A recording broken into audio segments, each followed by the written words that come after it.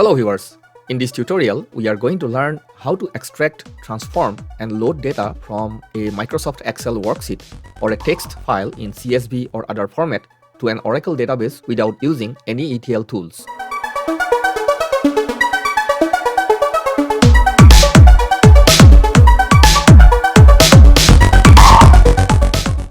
So viewers, if you are familiar with ETL or extract, transform and load processes, you might already be aware of many ETL tools like Oracle Data Integrator, IBM DATASTAGE, AWS GLUE, Microsoft SQL Server, integration services, etc. Please note that this demo is to show you a quick and simple way to load data to an Oracle database, and it is not a replacement to the ETL tools and their versatile features.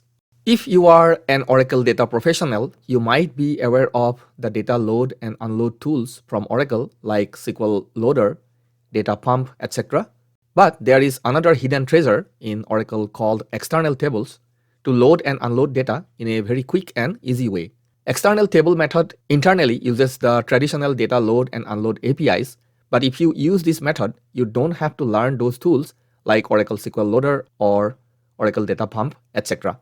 It is so simple that you can make it right even in the very first use. And as a data professional, you will find this method very handy in many situations. In this demo, I will use the data in a Microsoft Excel worksheet with little over 170,000 rows to extract, transform, and load to an Oracle table using an Oracle external table method. There is no limit from Oracle database side on the number of rows in the source data file, but I believe Microsoft Excel has a limit which is a little over 1 million rows, and that is enough capacity for this demonstration. Also, if the source data file is a text file, there may be environment specific or operating system specific limits on how big a file can be, but we don't have to worry about that in this demo. So this is what we are going to do. Step number 1, convert the source Excel file or the data to comma separated value or CSV file, which is actually a text file. You may skip this step if your source file is already a CSV file. Step number 2, transfer the file in ASCII mode to the server where our Oracle database resides. Step number 3, use the file to feed an external table in the Oracle database, which will be used as a staging table.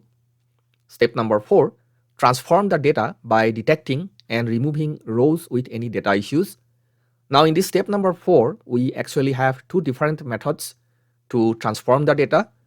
The automatic method, which is less versatile but easy, and this is what we are going to cover in this part 1 of the demo. And then the second method, which uses Oracle functions, which is more versatile, allowing you more control over the data, and we will cover it in the part 2 of the demo.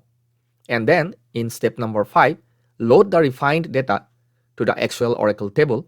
And this entire activity will be performed without using any traditional ETL tools. So without further delay, let's first take a look into our source data, which is in a worksheet of a Microsoft Excel file. This is the worksheet that has some sample employee data for an imaginary company. It has columns like employee ID, first name, last name, department name, CTC, and the joining date. It has a total of 176,375 rows, which is one less than the number of rows in this Excel because of the file header. If you want, you may download the CSV format of this file from my Google Drive. I have given the link in the description of this video below for your experiments.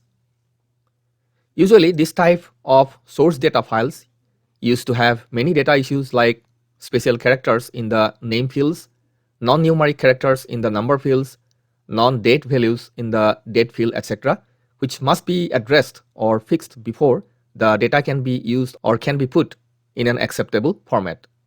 I am intentionally keeping the aforementioned data issues in this source file so I can demonstrate how we can handle or fix the data issues in Oracle. In this demo, I am using an Oracle 19c database in 64-bit Oracle Linux 7.9 platform, but this method will work in any Oracle database version 9.9 onwards in any platform. Also, this demo is performed in my virtual learning environment created using Oracle VirtualBox virtual machines. If you want, you can watch my tutorials on Oracle VirtualBox virtual machines using the link in the description of this video below. So let's get into action. Step number 1, I will save this file as a CSV or comma separated value format. This is important because if it is not in a plain text format like CSV, Oracle will not allow us to use the external table method. So I'll go to File menu, and under that Save As, Browse. I want to save it in my desktop, and in the Save As type we will select CSV MS-DOS, and this is going to give us the plain text format which we are looking for, and then click on the Save button. It warns about some kind of data loss, but we can ignore that because we don't want the Excel features in the CSV format. Now let's go back to the desktop, and this is the file. We will simply open this file in Notepad, and this is how it looks like in a CSV format. We see all the values are separated by comma, and that includes the column header also. Step number 2, we will transfer this file to the database server using FileZilla. You may use any FTP client of your choice. Just need to make sure that you are transferring the file in ASCII mode and not in binary mode. I'm connecting to the server using root user, but you may use any user who is capable of transferring file to the database server. I'll just connect it and then go to the desktop folder. And this is the emp_data.csv, the file that we want to transfer, which is of size around 10 MB. And we'll transfer it to the /temp directory of the database server. And the file has been transferred. Please note that this method will work only if you transfer the source data file to the database server. From any other client machines, you cannot load the data using external table method. So this is the file we just transferred to the database server, and it has read permission to everyone. So we'll not have any problem in accessing this file.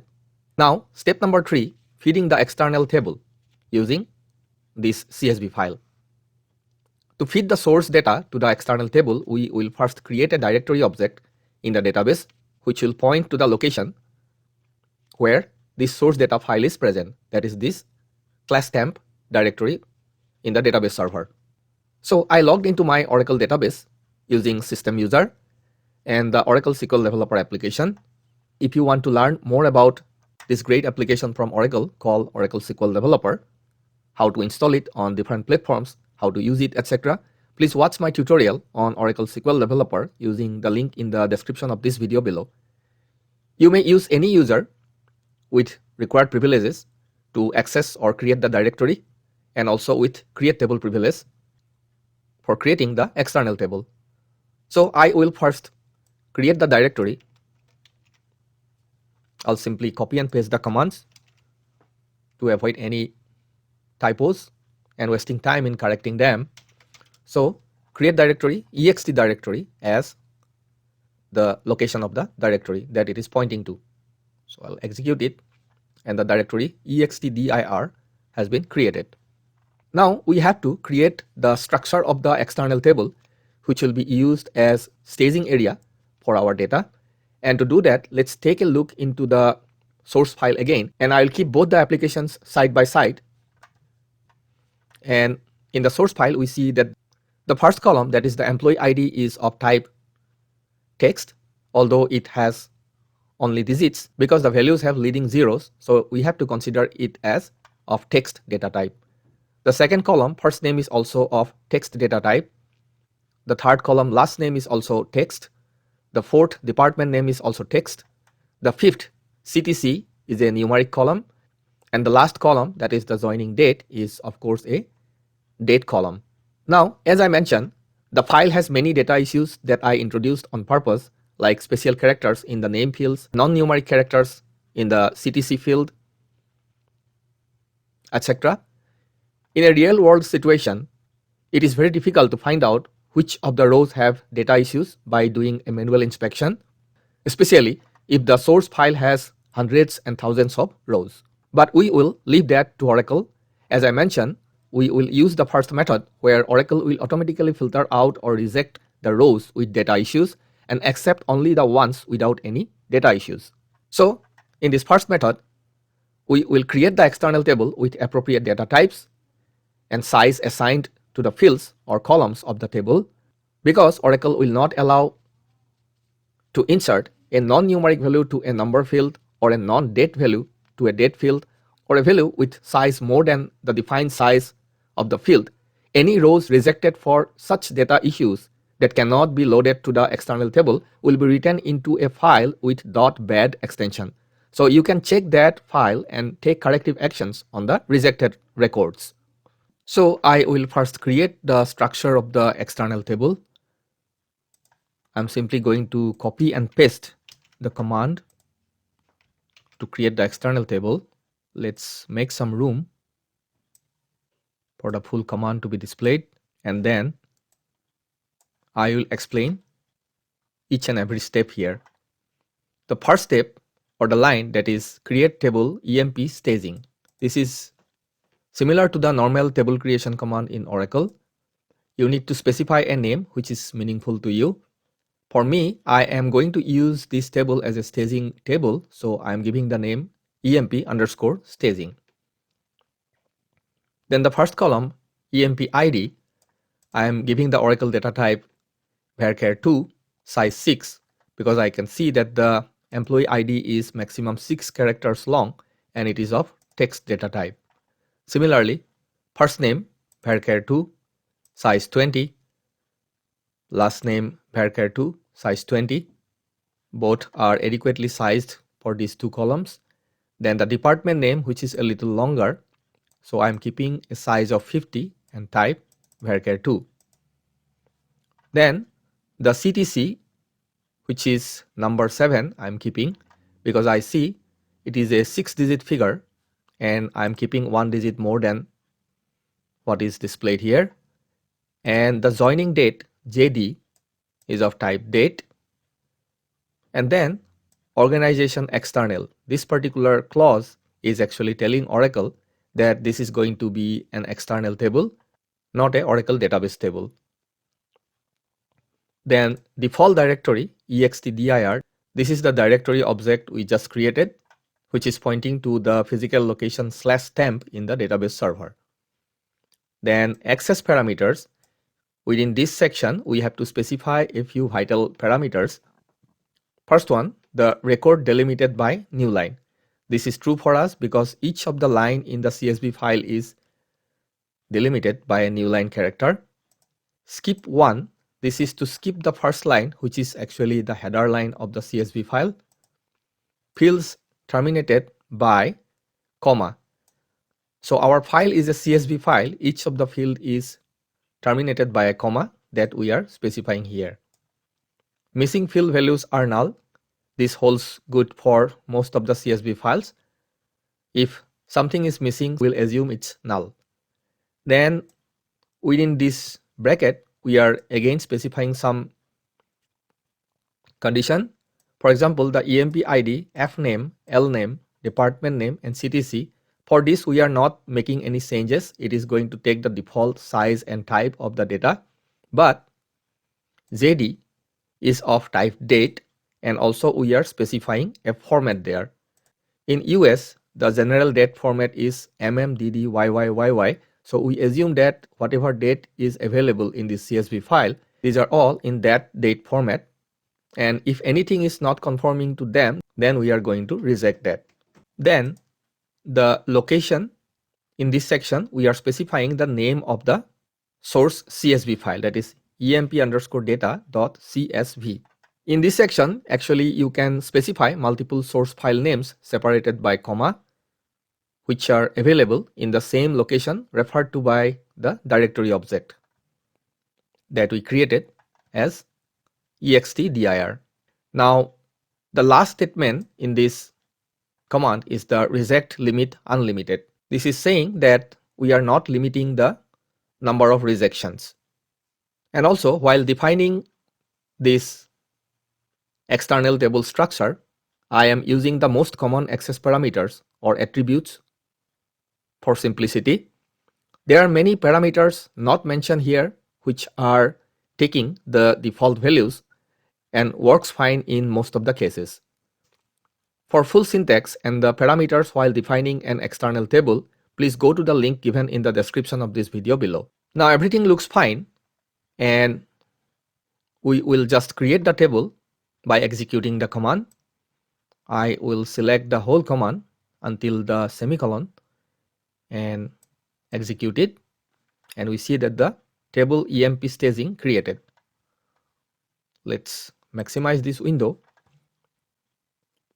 Now we will simply query this external table by using a select statement as select star from our table name, that is EMP staging.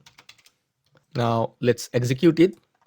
Select it and click on the execute button, and we see, like a normal table, the query has returned the records from the external table, which is actually connected to the CSV file. Let's go to the end of the table, and we see that we are at the 176,371st record. Let's go back to the top, and now actually we expect some rejections because there was some data issues, and to find out what are the rejections, we will go to our database server. I logged in as Oracle user, and I am currently in the temp directory. Let's do an lslrt to list out all the files, and at the end we see these two files. One is the name of the table underscore the process ID .log, and this log file has the overall information about the data load, the source file, conditions applied, any errors encountered, etc. And similarly, name of the table underscore process ID .bad. So this bad file is the one which will give us the records which were actually rejected. So we will simply do a VI to see the contents of the bad file, and we see there are 4 records which were rejected. And actually we can see why they were rejected. For example, this last field, which should be a date value, is actually not a date value here, because you see the month is having some characters or letters. And similarly, in the second record, if you see, the CTC field has some non-numeric characters. And in the third record, we see that the last name of the employee is longer than the expected value 20. And the fourth one has similar issues. The department name is too long to be accommodated in the field of size 50.